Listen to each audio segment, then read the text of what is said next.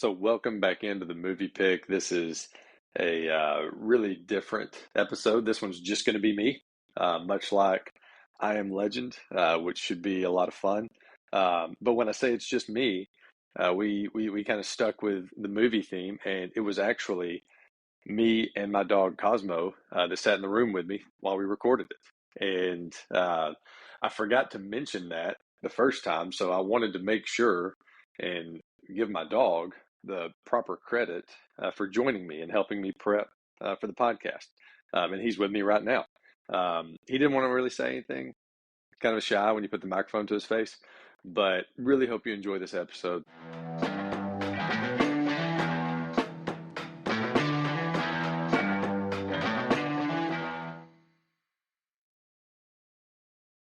All right, guys. My name is David Mercer. I'm a survivor living in New York City. I'm broadcasting on all AM frequencies.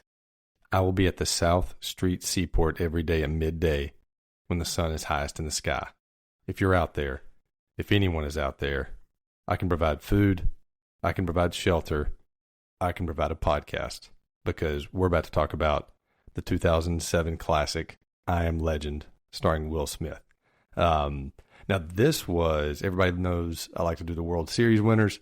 This was the year that the Red Sox beat the Rockies in the 2007 World Series. And the interesting thing about that was it was the second one after they had broken the curse of the Bambino with like the 2004 classic Red Sox team that everybody loves except for any Yankees fan. But going back to this movie cost $150 million, and it grossed $585 million. It was a part of a Will Smith run, like a ridiculous run that he had, of 8 movies consecutively grossing $100 million. And it started with Men in Black 2, which was my least of the favorite of the 3 Will Smith Men in Blacks. You know, there's been 4 total. Will Smith was in 3 of them. But it started with the second Men in Black, his consecutive run, and ended with Hancock, which was kind of a weird superhero movie before we were doing a ton of superhero movies. His movies total, though, this is not like counting anything that's come out or going to come out soon, but his movies so far have grossed $10.2 billion worldwide, and Aladdin is his top grossing movies.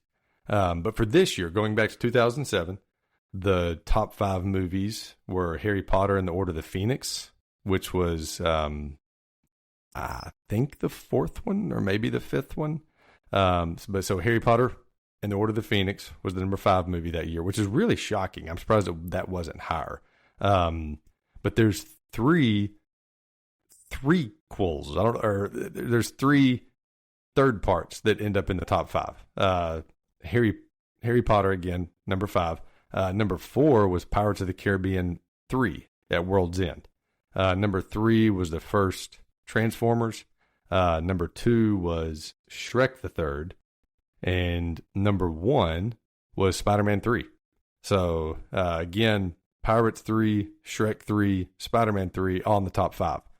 This movie, for a movie that did not have like an IP, which is like an intellectual property, which is, you know, like a Harry Potter or Spider-Man or something that was well known before it came out. This movie ended up at number 9, so it did really well because this was kind of the point when IP was really starting to matter as far as, you know, comic books and all that kind of stuff. But getting down into the director and the cast, so Francis Lawrence. I didn't really know much about Francis Lawrence before looking this up, and really odd as far as if you look at his filmography, as far as the movies he's directed. He directed all of the Hunger Games, even the prequel that came out 2 years ago, and the one that's about to come out. So he's done everything Hunger Games except for the very first Hunger Games. And even though Hunger Games is not, well, I'll probably do the first one on here at some point. But, Hunger Games are not like Oscar classics, but they're good movies, especially if you put them in the competition of like, the Divergent series and Twilight series and stuff like that. The Hunger Games really kind of dominated that as far as, you know, good content. But so he did those. And then Will Smith. And now when we think of Will Smith, we think of Will Smith walking up on stage and slapping Chris Rock. Like that's what I think of every time now, unfortunately. But this is pre-slap Will Smith. And one thing I've always tried to do is separate the person or the actor from their personal lives. So if you've got like an actor that has certain political views that maybe I don't agree with, or different things like that, I can usually separate it and it doesn't matter to me, and I just kind of ignore it. But, you know, this guy at this point was an A-lister. And again, this was part of his 8-movie run.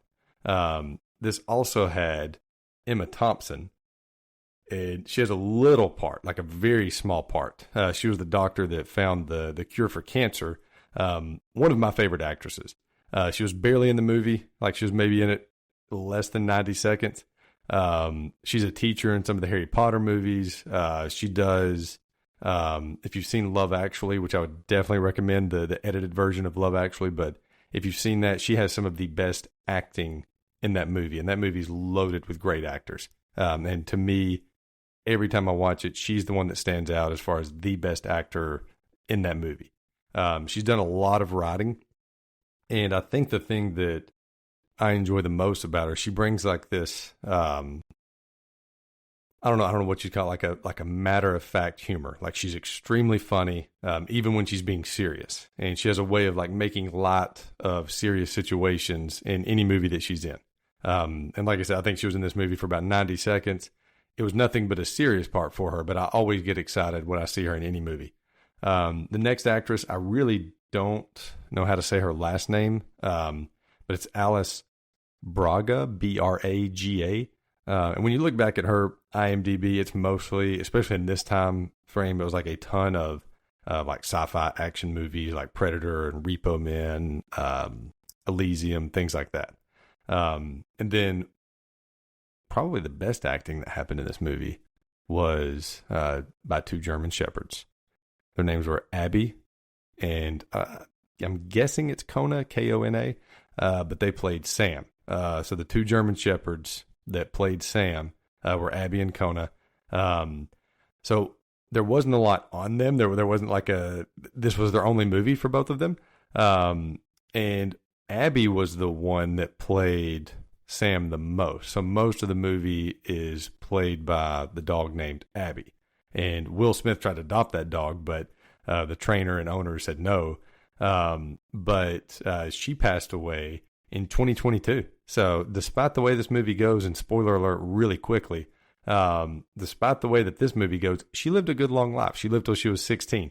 But going to a little section that we're going to call useless but fun facts and opinions. So useless facts and opinions, we're going to call this some UFOs. This movie, I had no idea about this. This is really neat. Was based off of a book by Richard Mathewson in 1954. And this is the third version. I had no idea that. So this is the third version of that book that's been put on film.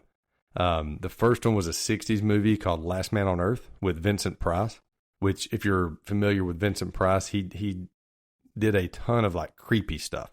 And I did go back and watch that one. And it was not the easiest watch. It was kind of an interesting one where it was completely different. I would highly recommend it. I think it's on Prime at the moment. But yeah, check out the 60s Last Man on Earth with Vincent Price. The other one that I did not watch was called Omega Man, which came out in 1971 with Charlton Heston. And then, of course, there's this one. And another thing, this also inspired the George Romero, like one of the first zombie classics, Night of the Living Dead, which, you know, again, if you're into zombie movies and everything, like that's one of the very first that gave us the type of zombie movies that we have now. So the book was named I Am Legend, which is kind of strange. Like even though the other versions of this movie or of this book were called Last Man on Earth and Omega Man. The book originally was called I Am Legend, which even when the first trailer for this dropped, which I was super excited. Again, you gotta imagine this is A+ lister Will Smith.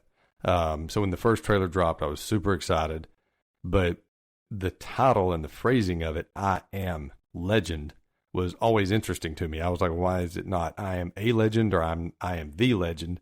It was just I Am Legend, which made me think of Kevin Malone from The Office. You know, like, why waste time, say lot word when few word do trick. That's what it makes me think of. Every single time when I see the title, I Am Legend, I think of Kevin.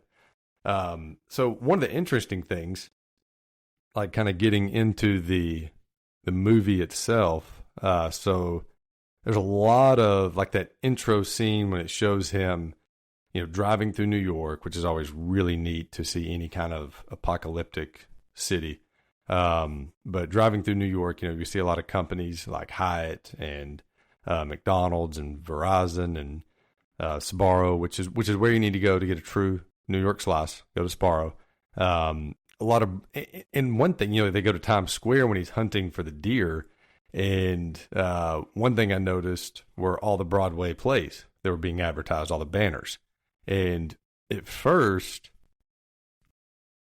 just kind of look at that like, oh, that's cool. That's, you know, they're kind of throwing in some Easter eggs and that kind of stuff. But when you really think about it, it's like a really cool choice. When you think about, you know, they threw in like Wicked and Rent and Legally Blonde and the producers, but people go to plays and they go together, and people go to, you know, those Broadway musicals and they go together and they enjoy the songs and they, you know, laugh or whatever. But they enjoy what's going on and they walk out and they maybe go out to get something to eat afterwards and all that. And then we're seeing it in a totally different world. You know, like what the director did with that was really cool. Whereas we're seeing these banners in a world that's forgotten about these banners because there's nobody to even enjoy those shows, and those shows aren't going on. And this is just a complete isolation.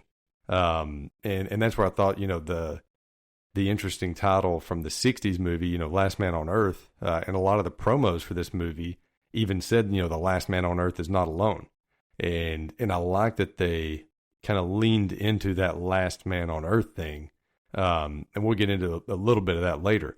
But another one of the posters that I thought was like one of the coolest things when I saw it, and which I saw this movie in theaters. Like my first memories of this, I saw the trailer, had to see the movie, and saw this movie in theaters with a group of people, and it was a ton of fun. I don't know if they had as much fun as I did, but I was like super pumped to see this. But in that intro scene, when it's showing all the billboards and all that stuff, you see a Batman vs. Superman poster. And I'm sure any other movie nerd like myself has noticed that before. But they've also noticed the Batman vs. Superman movie did not happen until 9 years later.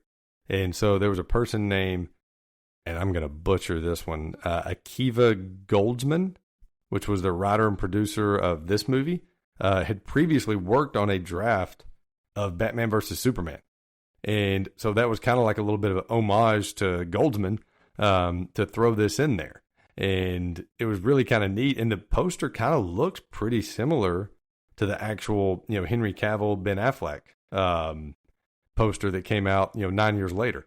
And side note on that one, I enjoyed Batman versus Superman, the Henry Cavill one. I enjoyed it more than I probably should have, and more than it's probably deserved. But you know what? Again, be true to yourself. We'll talk about that a lot on the pod. Be true to yourself and enjoy what you enjoy. I enjoyed that movie. But sticking with that for a second, something else that's really neat. I didn't know this till, you know, researching this. But there was a 2023 Flash movie, which I did not love. I mean, it was cool that it brought back Michael Keaton as Batman, but there's a 2023 Flash movie, and there's an I Am Legend poster in Barry's room, or the guy that, you know, the Flash. And so they kind of went back and forth with that. So in the 2007 I Am Legend, you have a Batman vs. Superman poster, and then in the Flash movie, you have an I Am Legend poster. So I thought that was pretty cool. One of the most interesting things about this movie, though, if you think about the monsters, If you think about the thing that, or the things that were chasing him, or the things that he was trying to get away from, or the things he was mainly trying to avoid, I always thought they were zombies. They were vampires. If you thought they were zombies, you are not alone. I took a small poll, texted some friends, talked to some people on the phone, all those kind of things, and just asked them, like, really quickly, don't think about it. What do you think the monsters in I Am Legend were? And only one person said vampires. And so I thought that was really interesting, because I had always thought zombies for sure. I never really even thought about it, never even gave it a second thought. And I listened to the audiobook of this, and again, watched the 60s movie. They lean heavy into the vampire thing. Like, Robert has garlic hanging on the door, and he's going around and like looking for them. And he is carrying wooden stakes and like driving the stakes into their hearts. And so he is, definitely facing vampires. And in those versions, they still had some zombie-like features. Now, they did talk in the other versions. Like, they would walk up to his door, and it was again, 60s acting. But they would say, like, Robert, things like that. But they moved slow. So even in the old versions, they moved slow, where in the new version, they moved faster. Personally, I count these monsters as like a hybrid. I think they are like a zombie type of vampire. Because the reason I thought zombies was just about any time you think of apocalypse, like all these different types of movies that have dealt with, monster apocalypses, it's always a zombie. That's always what we think of.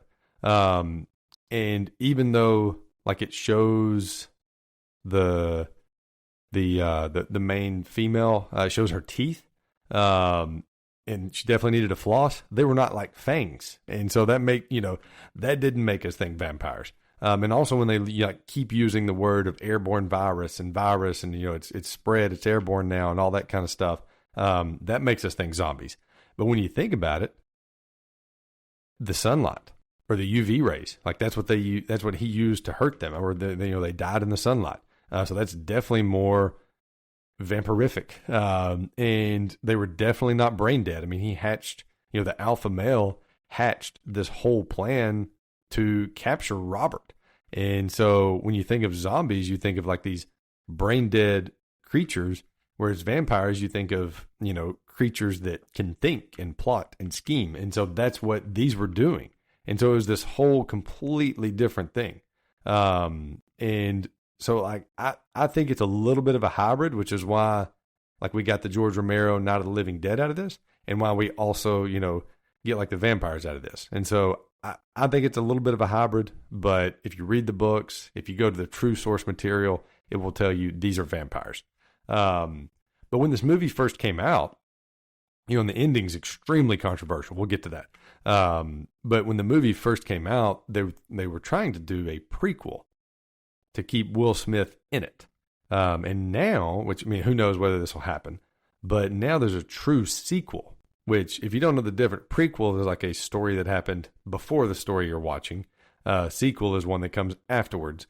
And so now they're looking at like a true sequel with Will Smith back, but also using Michael B. Jordan in one of the main parts, which would be awesome. But the weird thing about this is if you've never seen it, you really got to go back and watch it. But there's an alternate ending to this movie. So the theatrical ending, again, spoiler alert for a movie that's 18 years old. But the theatrical ending of this movie, he dies. In the alternate ending, he lives. And so that's why they were going to do a prequel where they could still have Will Smith and still bank on that, 8 in a row, $100 million man. But that didn't work out. And so now they're thinking about doing a sequel, but this time it would be using the alternate ending. I don't know if I've ever heard of a movie using the DVD alternate ending to do a sequel with, which I thought was really interesting. Full transparency, don't know if I like that. Like, I don't know if I like that you use the alternate ending and kind of go back and I don't know, backtrack on the original story that you told, because in the other versions he dies, and so that's kind of a thing in these books. But another thing that was interesting about the movie, the butterfly, and so the butterfly, which when I looked it up, what does it represent in this movie? It symbolizes transformation, hope, and potential for redemption. And the movie does open with a poster showing a butterfly and the phrase "God still loves us," and that was kind of a big turning point for Robert in the entire story was, the whole redemptive arc and, realizing that not everything is just, going to crap, so to speak. But when we think about the butterfly, his daughter sees a butterfly, the alpha male creates a butterfly shaped crack in the glass, like at the end when he's trying to, break in. But then even in the alternate version, he like breathes on the glass and makes a smear of a butterfly. So there's butterflies like everywhere on this thing. Anna's tattoo had a butterfly. The Dark Seeker's girlfriend had a butterfly. So butterflies are everywhere in this movie. There's probably more. They're like hidden Mickeys around Disney movies or at Disney World. So, next time you're watching it, look for all the butterflies.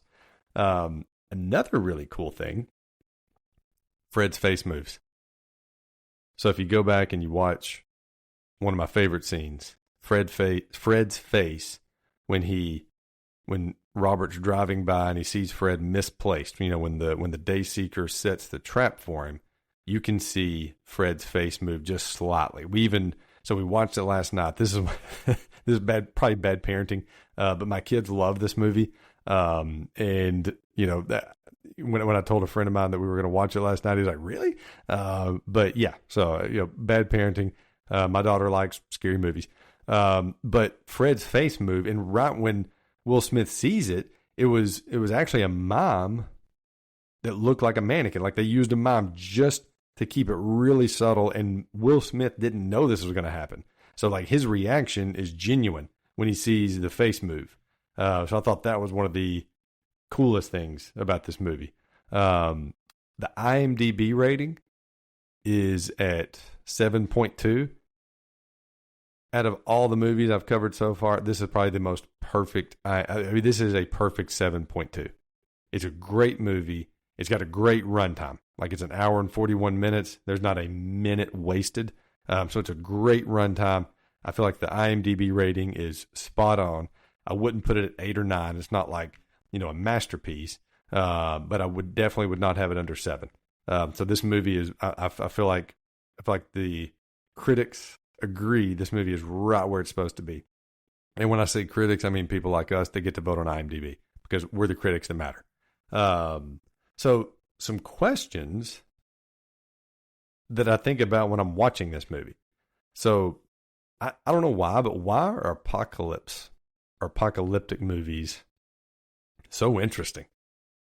Like I don't get it. I don't know if it's because of this world that thankfully we've never lived in, but it's always interesting to me. Like you can ask my family, one of my favorite things to do, like on Christmas Day or any of the big holidays like Thanksgiving or something, but mainly Christmas. Christmas is the best one. If you drive by Walmart and just look at a completely empty parking lot, like I just always think that's super interesting, just to see it, because you never see it that way. And so like when he's walking through Times Square and there's no one there, and going back to the billboards and all that kind of stuff, I just think it's one of the coolest things to picture is a world that is just completely stopped. Like all of us remember, or all of us old enough to remember, 2020 when COVID was going on. I was still driving to work, but a lot of people were not. And so when you get out on the roads, I mean, sometimes you may go, 3-4 miles driving without seeing another car at all. And it was just always just really interesting, or even longer. And it was just like this totally different world. Or you drive by, a restaurant and there was like 2 cars in the parking lot. And so it was just this totally different world that, now when you look at, we went to McDonald's this morning, there were 20 cars in line. And, that's not even counting the ones that are in the parking lot. So it's just, it's a totally different world than we live in. It's a slowed down world that does not think, oh, I have a 2:00 appointment I've got to get to. And And some of those parts actually sound kind of neat. But I also think it brings up this, what would I do? Like, not just what would I do to, survive, but, would I survive? And, like I always think of those things, like you see these characters in apocalyptic movies or apocalyptic shows, like The Walking Dead was a big one that came out a couple of years after this. And these characters would shift from being like, this weaker person that you think, that they could never take care of themselves. So they're one of the people that, carried the load and maybe took care of a whole group. And so, you always wonder, if my back's against the wall, what would I do? How would I survive? And those are all interesting questions, I think, that watching movies like this or watching shows like this brings up. And like, what kind of hobbies would you do? I mean, we see, Neville in this. He hunts, he fishes, he plants crops, he loots, he goes through houses looking for stuff. He works out. Will Smith was definitely taking care of himself. And all of that is kind of for survival. But he golfs. He was hitting off the tee. He was throwing a ball to Sam. He was, watching movies. I mean, obviously he watched Shrek quite a few times. But you think about those things too. Like, what would I do for fun? Like me, I mean, I think I would definitely find some kind of basketball goal. I'd definitely be like him and, obviously watching the movies, playing video games, those kind of things. Probably try to find a batting cage. I think that would be a fun way to, work out some stress. And another really interesting question about this movie, and this one I don't have an answer to. So maybe you can email what you think the answer to this one is. Again, the email address, themoviepick@aol.com. But why did I think Sam was a boy? And that was on purpose. That, like, there was something purposeful about that choice. That was not on accident, because the whole movie he calls her Sam. And then the moment that, spoiler alert, the moment that she's dying is when he calls her Samantha. And so there was no clue at all that it was a girl. But I just always thought it was super interesting. I remember the first time watching it and thinking, like, why did they do that? Like, what was significant about just now letting us know that this was a girl dog instead of a boy dog? Now, another thing that's interesting to think about this movie, and you have to think about like all of the sequel stuff and all of the things that could possibly happen there. Which ending do you prefer? If you've seen both endings, I 100% prefer the ending where he dies. Not because I want Robert to die, but because I think that theatrically, it's the better ending. I think that it's the better ending to a movie. I think that it's not the happy ending, but it's the ending, like the Dark Knight thing. It's the ending this movie deserves. Because he ended up being a hero. He ended up, giving Anna his blood that could be a cure, and he ended up believing her, as far as, hey, I believe now. And, it was a full circle moment for him. Whereas I feel like then the one that he lives, it's a little bit of a cheaper way out just to let your action hero die. And not as big of a fan of that. Even though I understand the appeal to do that, and that's an easier sequel, I didn't think it fit. If you watch the other one, when the alpha male, which is I think the only name for him, and when the alpha male kind of lets him go, I'm like, there's no way. Like I don't see that guy letting him go, not at all. So if you watch it, think about which ending you like better, knowing that if they do a sequel, that they're going to use the alternate ending. Another interesting question that this brings up when you're watching Will Smith.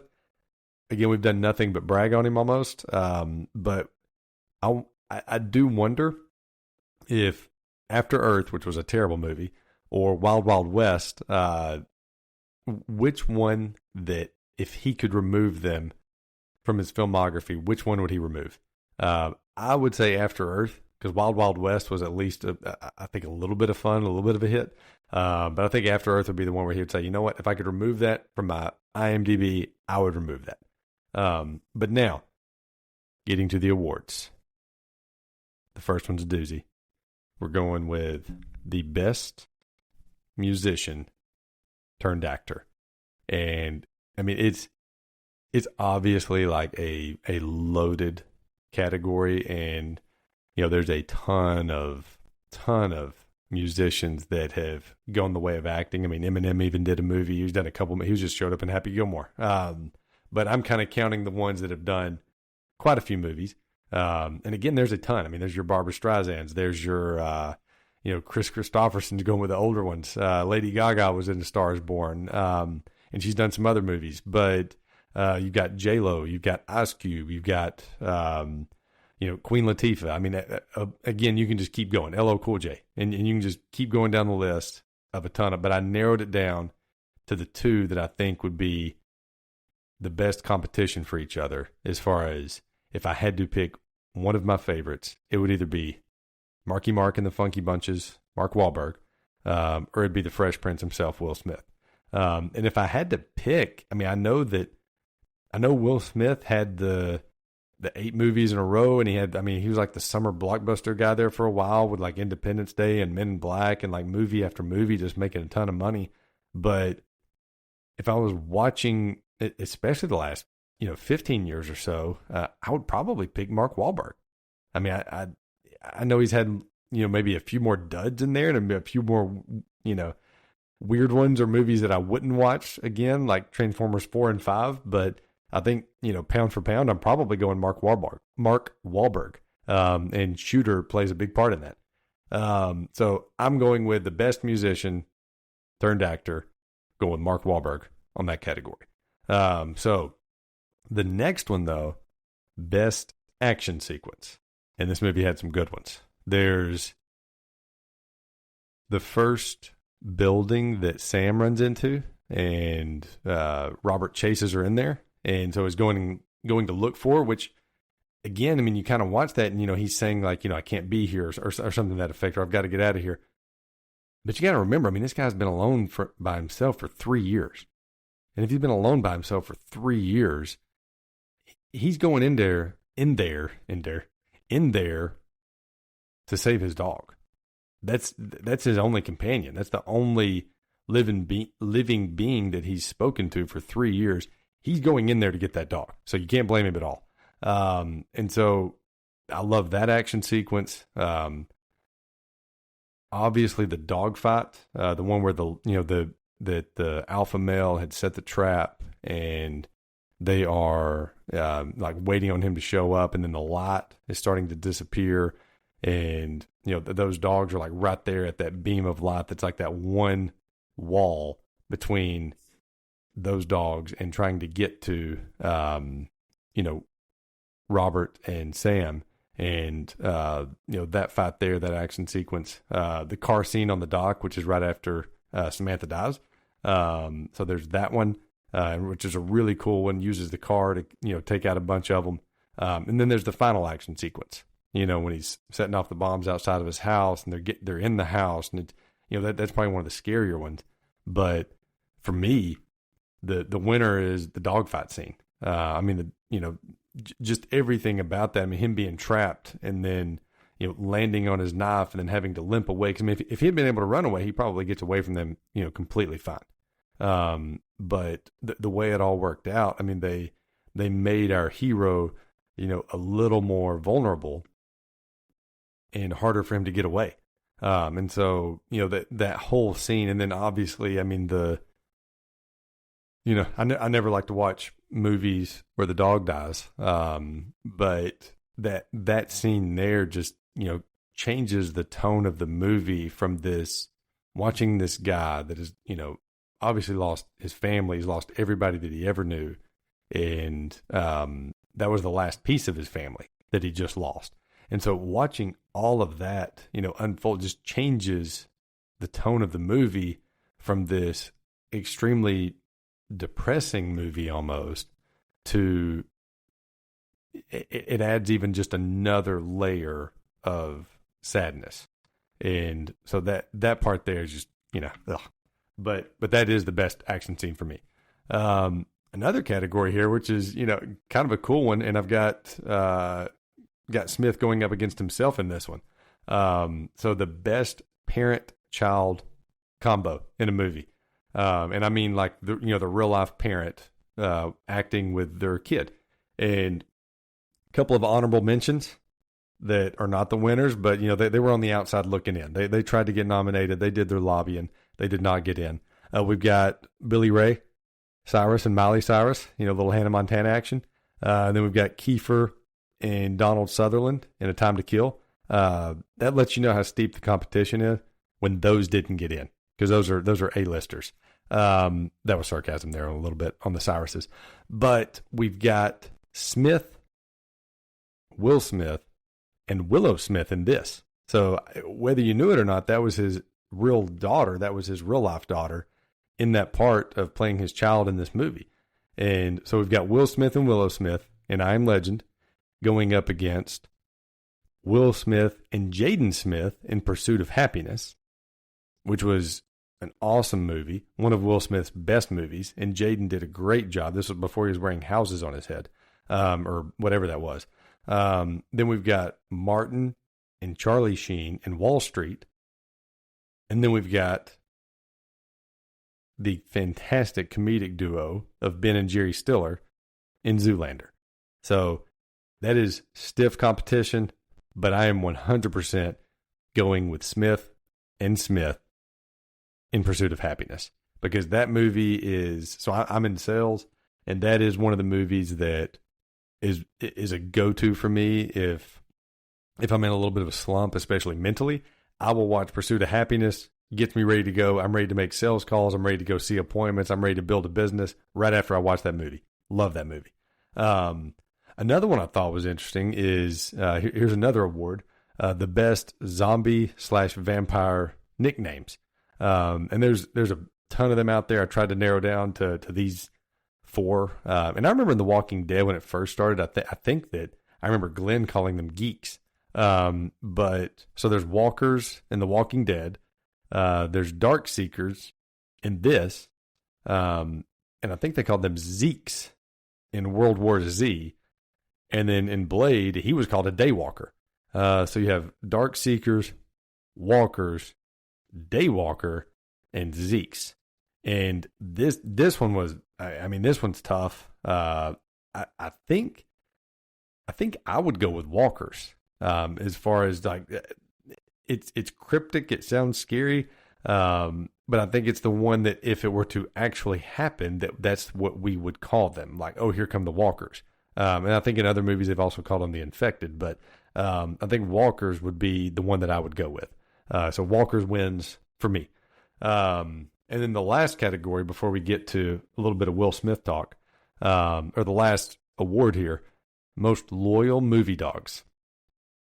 Obviously we have to finish on Sam, because Sam was awesome. So we obviously have Sam in this, and a bunch of these I thought, and all of these just happen to be like, in family movies other than this. There's probably some more that I've forgotten, but these are the ones, again, be true to yourself. So we had Shadow in Homeward Bound. We had Slinky Dog in Toy Story. He was extremely loyal to Woody. We had Max in The Grinch, who was like the Grinch's only friend. Doug in Up, which was, fantastic. Toto in The Wizard of Oz, just wanted to give a little bit of love to one of the, first classic movie dogs.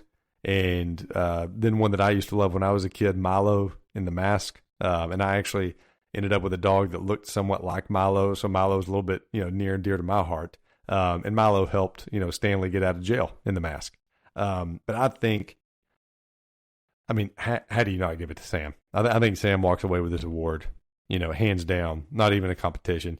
She could have ran. She came back and fought zombie dogs, or well, what would they have called them? They would have called them dark seeker dogs. So she was fighting dark seeker vampire dogs to help out Robert Neville. So I think 100% Sam wins that one. Now, for the last, and this really doesn't fall into the awards, but did this with Matt Damon. It was a ton of fun. So we're going to do the Will Smith Mount Rushmore. And some of the movies that they made the list as far as considerations. They at least made the cut to have, they were in the competition, I guess. So these are the outside looking in. And first we've got Bagger Vance. That one's mainly for Bradley because he loves Bagger Vance. And then we have, now again, there was a day where this one would have made my list, but, kind of toning down some of the movies I watch. Bad Boys, he's done 4 of those. So you got Bagger Vance, Bad Boys, Hitch, which is one of the, Kevin James is so good in that movie and hilarious in that movie. And so is Will Smith. Like it was part of his run there. But Hitch, Hancock, Aladdin, which he, when it was first announced they were doing Aladdin, I didn't see how, because Robin Williams, he could make anybody want to watch a 93 or 92, whatever. Yeah, I think 93 animated movie. Like that's just how good Robin Williams is. He can make adults watch that movie. I didn't think anybody could even touch what Robin Williams did. And thankfully, Will Smith did go in a completely different direction. Like he didn't do it anything like Robin Williams did, but he did it really well. And he did a really good job. Concussion, which is like a super underrated NFL movie. I didn't put King Richard in here. I've actually never seen it. So, again, the whole be true to yourself. I'm sure that it would be either part of his Mount Rushmore for good act, because he won an Oscar for it. But then iRobot, loved that movie, and Enemy of the State. So those are all of the outside looking in for me. Didn't really like 7 Pounds. Maybe I should give it a rewatch, because the first time watching it, I was like, I don't get this. I don't get what the big deal is about. But maybe I should go back and give that one, another consideration. But for the Mount Rushmore that I had, Independence Day, which was one of the first movies I ever saw in the theaters by myself. And so, I felt like a big kid in that one, on a date actually. So that was cool. So Independence Day, Men in Black, which was, when I said by myself, like not complete, I meant without parents. But so Independence Day, Men in Black, I Am Legend, Pursuit of Happiness. I think if you were carving out the Will Smith Mount Rushmore, you include those 4 movies. Independence Day, Men in Black, I love this movie, I Am Legend, and Pursuit of Happiness. And we could go on about those, but I plan on doing probably all 3 of those other 4. Like at some point I want to do Pursuit of Happiness. At some point I want to do Independence Day. And at some point I want to do Men in Black. If you made it through the entirety of this one, I appreciate you. I know this one was a little bit different. Did want to try one solo and just see what the pod apocalypse would look like, and how fun that would be. But again, this is the movie pick. If you have any suggestions on any type of the show or anything like that, you can email me at themoviepick@aol.com. This is Dave, and thank you for listening.